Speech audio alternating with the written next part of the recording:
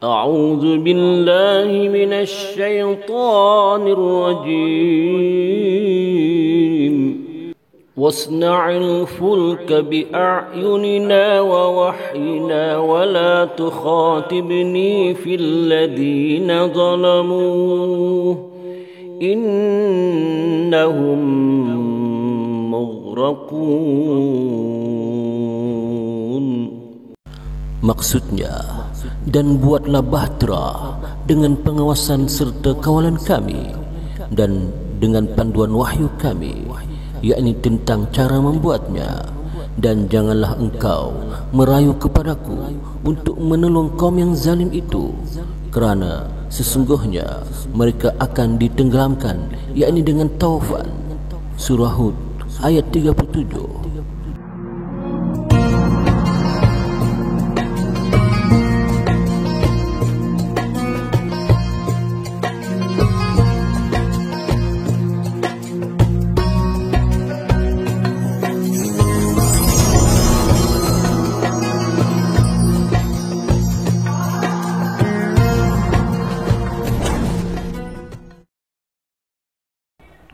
Bismillahirrahmanirrahim. Assalamualaikum warahmatullahi wabarakatuh. Alhamdulillah wa syukurillah wassalatu wassalamu ala rasulillah wa ala alihi wa sahbihi wa man tabi'ahu wa wala. Allahumma salli ala Sayyidina Muhammad wa ala alihi wa sahbihi ajma'in, amma ba'd. Alhamdulillah, bersyukur kita kepada Allah Subhanahu wa ta'ala, kerana dengan limpah dan kurnianya, dengan izinnya, maka dapatlah lagi kita bertemu di dalam siri tazkirah online kali ini. Alhamdulillah.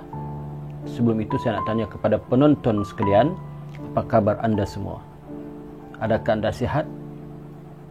Sekiranya anda tak sihat, maka saya doakan moga-moga Allah Subhanahu wa taala menyembuhkan sakit kalian, memberi kalian kesihatan yang baik.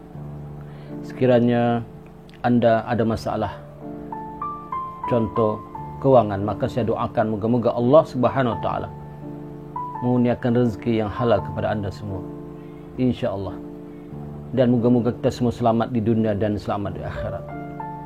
Kali ini seperti biasa saya akan sambung semula, iaitu berkenaan cerita para nabi alaihi wassalatu wassalam, insya-Allah. Kisah Nabi Nuh alaihissalam. Kisah Nabi Nuh alaihissalam ini memang selalu kita dengar, ya, daripada kita masa kanak-kanak dahulu, remaja hingga kini, kerana cerita ini tidak akan hilang. Cerita para nabi ini, tuan-tuan, tidak akan hilang selama-lamanya. Selagi Al-Quran itu masih ada dan selagi bumi ini masih ada, cerita itu tidak akan hilang selama-lamanya, ya. Maka cerita para nabi ini adalah cerita yang benar, bukan cerita rekaan, bukan cerita khayalan, tetapi adalah cerita yang benar, yang banyak manfaatnya, yang banyak iktibar untuk kita sebagai panduan kita dalam mengharungi liku-liku perjuangan, dalam mengharungi liku-liku kehidupan di dunia ini. Nabi Nuh AS ini adalah putra kepada Lamik bin Matta, ya, putra kepada Lamik bin Matta, Syalih bin Idris alaihi salam. Dan juga selepas Nabi Adam alaihissalam wafat, maka Allah telah utuskan seorang rasul yang bernama Nabi Idris. Dan selepas Nabi Idris wafat, Allah telah utuskan satu nabi lagi untuk memimpin umat manusia ketika itu, iaitu Nabi Nuh alaihissalam. Kerana umat manusia ketika itu telah menyimpang daripada landasan agama yang sebenar, iaitu setelah kewafatan Nabi Idris AS, maka Allah mengutus hambanya juga, iaitu Nabi Nuh AS, untuk memimpin umat manusia yang telah menyimpang ketika itu. Umat manusia ketika itu telah mula menyembah berhala, iaitu berupa patung manusia yang mereka ukir sendiri, yang mereka rika sendiri. Asal kejadiannya itu begini. Dahulu sebelum Allah mengutuskan Nabi Nuh AS, ada 5 orang saleh. Orang saleh ni orang baik-baik lah. Mereka ini orang saleh dan orang baik, tapi mereka bukan Nabi. Disebut dalam surah Nuh ayat 23. Nama-nama yang disebut itu Allah sebut dalam surah Nuh ayat 23, iaitu namanya Wad, Suwah, Yaghut, Ya'uq dan Nasr. 5 ini adalah orang saleh. Jadi ketika kelima-lima orang itulah meninggal dunia, maka anak mereka telah mengukir, peringkat awal mengukir wajah mereka, ya, mengukir wajah mereka. Kemudian mereka ketika itu tidak lagi menyembah ataupun tidak menjadikan Tuhan, tidak, cuma sebagai tanda hormat mengingati orang yang saleh, orang baik-baik. Tetapi bila golongan pertama meninggal, maka lahirlah golongan yang kedua, iaitu anak cucu kepada yang meninggal ini. Maka ketika itu mula lagi diukir. Kalau dahulu kecil, sekarang makin besar, kerana konon-konon ceritanya manusia ini adalah orang baik yang banyak menolong manusia yang lain. Kemudian ada pula kelebihan-kelebihannya, bahkan mereka menganggap bahawa orang ini keramat ataupun seperti orang yang sakti lah. Maka dibuat patung lebih besar. Kemudian generasi selepas itu, bila telah mati yang generasi ketiga, cucunya, dan cucu selepas itu lagi, inilah kaum yang menjadikan berhala ini, yang asalnya tadi bukan menganggap sebagai Tuhan, tapi anggap sebagai orang yang mulia, yang mempunyai keramat. Mereka telah menganggapnya sebagai Tuhan mereka. Maka ketika inilah Allah Subhanahu Wa Taala mengutus Nabi Nuh AS untuk menyendarkan mereka daripada menyimpang, ya, kerana mereka telah zalim, bukan setakat menyembah berhala, bahkan mereka telah zalim. Mereka memandang rendah terhadap orang-orang miskin, orang-orang lemah, orang-orang yang susah. Siang dan malam Nabi Nuh AS berdakwah. Siang dan malam Nabi Nuh AS berdakwah kepada mereka secara berkumpulan ataupun one by one, seorang-seorang, untuk mereka meninggalkan perbuatan yang syirik, iaitu menyembah berhala, dan untuk mereka bertobat dan mendekatkan diri kepada Allah Subhanahu Wa Taala. Tetapi umat Nabi Nuh AS ingkar. Umat Nabi Nuh AS degil, bahkan tidak mempercayai Nabi Nuh AS dengan mengatakan bahawa Nabi Nuh adalah manusia biasa seperti mereka juga. Subhanallah. Akhirnya dalam keadaan Nabi Nuh AS berdakwah beratus tahun itu, hanya 80 orang sahaja yang beriman kepada Nabi Nuh AS. Sedangkan umur Nabi Nuh AS adalah di antara Nabi yang panjang umur, iaitu umur Nabi Nuh AS adalah 950 tahun. Subhanallah. Umur Nabi Nuh AS 950 tahun. Panjang ke pendek, tuan-tuan? Panjang. Tidak ada manusia di akhir zaman ini, di zaman kita ini, yang hidup sampai 900 tahun. Paling lama pun 150 tahun. Itu mungkin ada, tapi jarang-jarang kedengaran. Subhanallah. Ya. Sepanjang hidup Nabi Nuh AS menyampaikan dakwah, hanya 80 orang sahaja yang beriman. Subhanallah, tuan-tuan. Bayangkan, tuan-tuan. Ya. Kalaulah kita di sini, ya, berdakwah siang malam, contoh, mengajak kepada kebaikan. Kita buka pesantren, contoh. Dah bertahun-tahun kita buka pesantren, sekolah pondok, hanya 80 orang sahaja yang mendaftar menjadi murid. Bayangkan, tuan-tuan. Sabarkah tidak kita? Tapi Nabi Nuh AS adalah seorang Nabi yang termasuk ulul azmi, yang mempunyai kesabaran yang tinggi, yang mempunyai kesabaran yang tinggi, yang mempunyai iman yang tinggi. Sebab itu ia termasuk di kalangan golongan ulul azmi, iaitu Nabi yang paling banyak ujian dugaan dari Allah Subhanahu Wa Taala. Iaitu ada 5 Nabi dan Rasul yang bertaraf ulul azmi. Yang pertama Nabi Nuh AS, yang kedua Nabi Ibrahim AS, yang ketiga Nabi Musa AS, yang keempat Nabi Isa AS, dan yang kelima adalah Nabi kita, junjungan kita Nabi Muhammad SAW. Mereka ini adalah Nabi, para Nabi yang paling banyak diuji oleh Allah Subhanahu Wa Taala. Bukan bermakna nabi-nabi yang lain itu tidak diuji. Diuji juga. Tetapi yang paling kuat ujian, yang paling tinggi ujian adalah 5 rasul ini. Sebab itu mereka termasuk di kalangan golongan rasul ulul azmi. Subhanallah. Jadi dalam keadaan siang dan malam, Nabi Nuh AS berdakwah kepada kaumnya. Akhirnya Nabi Nuh AS berdoa kepada Allah Subhanahu Wa Taala kerana kedegilan kaumnya. Nabi Nuh memohon kepada Allah supaya memberi azab siksaan kepada kaum yang degil, yang ingkar itu. Bahkan kata Nabi Nuh, jangan tinggalkan seorang pun di kalangan mereka yang orang kafir yang hidup, kerana takut-takut nanti mereka akan membuat durjana di atas muka bumi ini. Maka doa Nabi Nuh AS itu dikabulkan oleh Allah Subhanahu Wa Taala, dimakbulkan oleh Allah Subhanahu Wa Taala. Maka oleh kerana itu Allah Subhanahu Wa Taala telah perintahkan Nabi Nuh AS membuat kapal, tuan-tuan, membuat kapal. Tetapi Allah perintahkan Nabi Nuh AS membuat kapal bukan di tengah lautan, bukan di tepi pantai, ya, bukan di atas laut, tetapi di atas daratan, di atas padang pasir, nun jauh daripada laut, nun jauh daripada pantai. Subhanallah. Subhanallah. Perlahan-lahan Nabi Nuh AS dengan kaumnya membina kapal itu, kapal yang besar itu, perlahan-lahan. Oleh kerana itu bertambahlah lagi kaum Nabi Nuh AS menganggap Nabi Nuh AS ini adalah orang yang sewil ataupun orang gila, orang yang tidak berakal.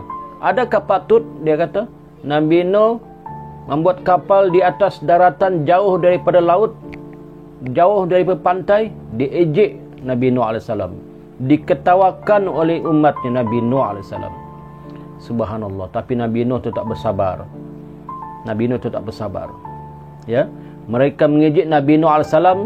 Kemudian Nabi Nuh AS pun berkata, satu masa nanti, kalau kamu mengejek aku juga akan mengejek kamu, dan kamu akan ditimpa oleh bala yang dahsyat daripada Allah Subhanahu Wa Taala. Maka ada satu cerita, ada orang-orang yang berniat jahat kepada Nabi Nuh AS. Setengah riwayat mengatakan cerita ini adalah cerita Israiliyat, tetapi kita boleh ambil iktibar daripada cerita ini, ya. Iaitu ada kaum Nabi Nuh yang amat dengki, ya, berniat jahat kepada Nabi Nuh AS. Maka umat Nabi Nuh ini setiap kali mereka ingin qada hajat, ingin membuang air besar, berak, ya, kencing, mereka akan datang ke kapal itu untuk berak dan kencing. Subhanallah. Akhirnya kapal Nabi Nuh AS penuh dengan najis. Tetapi Allah Maha Kuasa, ya. Allah Maha Kuasa dan Allah Maha Bijak menolong hamba-hambanya yang beriman, hamba-hamba yang benar. Iaitu, untuk pendekkan cerita, akhirnya datanglah seorang yang pada asalnya orang ini matanya buta, tidak dapat melihat, dipimpin ke kapal itu dan membuang najis di kapal itu. Tapi oleh kerana dia buta, dia tergelincir dan jatuh ke tempat timbunan najis, subhanallah, yang telah memenuhi kapal itu. Tetapi yang peliknya, selepas dia jatuh masuk ke dalam dan keluar, dengan izin Allah, matanya yang buta tadi itu telah menjadi celik. Subhanallah. Tak buta lagi, boleh melihat. Boleh melihat, tuan-tuan. Akhirnya dia pun gembira kembali pada kaumnya, dan kaumnya terkejut. Bagaimana kamu dahulu buta dan sekarang kamu boleh melihat? Katanya, aku dapat melihat ini kerana aku terjatuh di tumpukan najis yang banyak di atas kapal Nabi Nuh AS. Subhanallah. Artinya najis yang mereka buang itu telah menjadi ubat. Maka masyhurlah cerita ini ke seluruh rantau, ke seluruh pelosok rantau ketika itu. Maka datanglah berduyun-duyun manusia untuk mengambil najis itu. Orang yang ada penyakit kudis, ya, tak pandai sembuh-sembuh, tidak baik-baik, datang mengambil najis itu, sapu baik. macam-macam penyakit datanglah. Semua baik. Hingga kan setelah selesai bersih najis di kapal itu, mereka gunakan, datang lagi orang yang dahulu yang di ujung-ujung kampung yang sakit ingin berubat, bertanya, adakah lagi masih najis itu? Kata orang-orang kampung itu, sudah tidak ada, habis kami kerjakan. Subhanallah. Tetapi dia datang juga, akhirnya dia kikis, dia basuh dengan air, kemudian dia kikis najis, sisa-sisa najis itu, sisa-sisa najis itu dia basuh dengan air, kemudian dikikis. Kemudian air itu dimasukkan dalam bekas dan dibawa pulang, jadikan ubat. Akhirnya kapal Nabi Nuh tadi yang penuh dengan najis dan juga najis daripada manusia yang jahat itu akhirnya bersih sedia kala seperti biasa. Subhanallah, ya. Inilah balasan kepada orang-orang yang berniat jahat. Pendek cerita. Maka bila telah Allah perintahkan Nabi Nuh AS membina kapal itu, ya, dan umatnya telah menolak Nabi Nuh, bahkan menentang Nabi Nuh, tidak ikut dengan Nabi Nuh, ingkar dengan Nabi Nuh, maka Allah perintahkan, wahai Nabi Allah Nuh, kumpullah semua jenis haiwan ataupun binatang yang ada di atas muka bumi ini, berpasang-pasangan, jangan ada tinggal satu pun masuk ke kapal. Maknanya tuan-tuan, ketika itu semua jenis haiwan ataupun binatang, ya, seperti kuda sepasang, harimau sepasang, singa sepasang, gajah sepasang, dan semualah spesies binatang ketika itu diperintahkan datang masuk ke kapal itu. Subhanallah. Bermakna kapal ini bukan kecil, tuan-tuan. Bahkan setengah riwayat mengatakan kapal ini bertingkat-tingkat. Bertingkat-tingkat. Tingkat yang paling bawah adalah binatang-binatang yang buas, seperti harimau, buaya dan sebagainya. Tingkat kedua adalah binatang-binatang yang tidak buas. Ya, tidak buas. Yang tingkat yang ketiga adalah binatang-binatang yang boleh terbang seperti burung dan sebagainya. Artinya besar kapal Nabi Nuh ini, tuan-tuan. Besar. Kemudian Allah perintahkan juga manusia ketika itu yang beriman dengan Nabi Nuh masuk ke kapal itu pun berpasang-pasangan dengan pasangan mereka, yaitu suami dan isteri. Kemudian kalau mereka ada anak pun sekali masuk. Termasuk dia orang beriman, 80 orang beriman itu pun masuk, ya, dalam kapal itu. Maka ditakdirkan oleh Allah Subhanahu wa taala, turunlah hujan yang selebat-lebatnya dari langit. Turun hujan yang selebat-lebatnya dari langit. Turun. Kemudian keluarlah mata air daripada bumi ini sebanyak-banyaknya. Keluar, tuan-tuan. Hinggakan bumi ketika itu banjir. Bukan setakat itu, kata ulama ditulis dalam kitab, bahkan bukan setakat hujan turun, bukan setakat banjir, bahkan berlaku lagi angin taupan yang dahsyat. Angin taupan yang dahsyat, ribut yang dahsyat, bercampur dengan banjir yang dahsyat, hujan yang lebat. Ya, akhirnya perlahan-lahan bumi ini ditutupi oleh air. Maka ketika itu Nabi Nuh AS melihat anaknya yang bernama Kan'an. Untuk mengatakan, tuan-tuan, anak Nabi Nuh AS ni ada 4 orang. Ya. Anak yang sulung adalah Kan'an. Anak yang sulung Nabi Nuh AS namanya Kan'an. Yang kedua, Yafid bin Nuh. Istrinya bernama Arbasisah binti Marazil. Anak yang ketiga namanya Sam bin Nuh. Istrinya bernama Salib binti Batawil. Anak yang keempat namanya Ham bin Nuh, dan istrinya bernama Nahlab binti Marib. Ada setengah riwayat mengatakan, iaitu Imam Hasan Al-Basri mengatakan, anak Nabi Nuh AS yang bernama Kan'an ini adalah anak tiri Nabi Nuh daripada isteri yang derhaka. Ya, anak tiri Nabi Nuh daripada isteri yang derhaka. Sebab itu ketika banjir mula melanda menutupi bumi, maka kelihatanlah anak Nabi Nuh yang bernama Kan'an ini dari jauh tengah mendaki bukit. Maka Nabi Nuh berkata, wahai anakku, naiklah ke kapal ini agar engkau selamat daripada azab Allah. Wahai anakku, naiklah ke kapal ini agar engkau selamat dari azab Allah. Maka kata anak Nabi Nuh, wahai ayah, aku akan naik ke tempat yang paling tinggi. Niscaya aku akan selamat. ingatkan anak Nabi Nuh Kan'an ini, air yang banjir itu setakat itu tidak naik-naik. Bahkan tuan-tuan, air banjir itu menutupi bumi ini hingga menutupi semua permukaan bumi. Tidak ada permukaan bumi yang kelihatan ketika itu, menutupi semua permukaan bumi, termasuk gunung ganang ketika itu. Setengah riwayat mengatakan lamanya banjir itu berlaku selama 150 hari. Artinya Nabi Nuh AS berada di atas kapal bersama kaumnya yang mengikuti, yang beriman kepadanya, dan manusia yang berpasang-pasangan yang ikut dengannya masuk kapal itu, termasuk binatang dan hawa itu.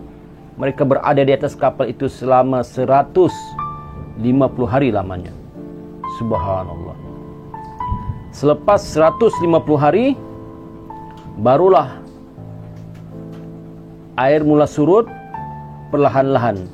Dan akhirnya kapal Nabi Nuh AS setengah riwayat mengatakan terdampar di Bukit Judi ataupun di Gunung Judi. Jadi umat Nabi Nuh dan haiwan-haiwan yang berada di kapal itu berlabuhlah ataupun terdamparlah di Gunung Judi itu sementara menunggu air surut. Ya, sementara menunggu air surut. Maka setelah air surut, Allah perintahkanlah Nabi Nuh dan kaum yang beriman, ya, dan manusia yang berpasang-pasang yang sempat ikut kapal itu, dan juga segala hewan untuk turun. Ini disebut dalam Al-Quran. Ya, ada disebut dalam Al-Quran. Cerita ini, apa yang saya ceritakan ini disebut dalam Al-Quran. Ya, dalam surah Nuh ada disebut, dan dalam surah Hud ada disebut. Subhanallah tuan-tuan. Begitulah, ya, begitulah keadaan manusia yang ingkar kepada perintah Allah Subhanahu wa taala. Manusia yang ingkar kepada Rasul yang telah diutus oleh Allah Subhanahu wa taala untuk menyampaikan risalah-risalah agama yang benar. Akhirnya mereka ditimpa bala oleh Allah Subhanahu wa taala berupa banjir yang besar yang menutupi seluruh permukaan bumi ini. Subhanallah. Subhanallah. Akhirnya setelah surut, air telah surut seperti biasa, maka turunlah, ya, segala hewan dan juga pengikut-pengikut Nabi Nuh yang beriman dan manusia yang masuk ke kapal itu berpasang-pasangan, dan mereka telah berselerakan memenuhi bumi ini. Ya, ada yang ke utara, ada yang ke selatan, ada yang ke timur, dan ada yang ke barat. Dan termasuk kita dan termasuk saya yang bercakap ini adalah kita ni semua keturunan daripada Nabi Nuh AS. Kerana umat-umat yang lahir daripada Nabi Adam AS, ya, selain daripada Nabi Idris, yang lain-lain tu yang meninggal itu lain cerita. Tapi ini yang belum meninggal ketika berlakunya banjir itu, yang belum meninggal ketika berlakunya banjir, dan ketika banjir baru mereka meninggal, mereka semua mati. Sebab itu zuriat kita ini, keturunan kita ini, bangsa Melayu Nusantara, tak kiralah Malaysia, Indonesia, Brunei, Singapura, Thailand, Filipina, ya, Nusantara ini, dan semua makhluk yang ada di atas muka bumi ketika ini adalah keturunan Nabi Nuh AS. Subhanallah. Apakah kita keturunan daripada anak Nabi Nuh yang bernama Sam bin Nuh, ataupun Yafid bin Nuh, ataupun Ham bin Nuh? Wallahu alam. Memang ada ulama yang menceritakan bangsa Melayu ini ada keturunan di antara tiga ini. InsyaAllah nanti kita akan ceritakan di siri yang akan datang, InsyaAllah. Kemudian apa yang berlaku? Yang berlaku selepas ini adalah, selepas Nabi Nuh AS adalah Allah telah utuskan juga satu Nabi yang bernama Nabi Hud AS, dari keturunan Nabi Nuh AS juga. Ya, InsyaAllah kita akan bertemu di siri kisah-kisah Nabi akan datang, iaitu kita akan berbicara tentang Nabi Hud AS. Ya, nantikan rancangannya dan nantikan cerita selanjutnya. Sekian sahajalah untuk kali ini. Ampunan maaf sekiranya ada tersilap kata dan terkasar bahasa. Wabihi wallahu alam.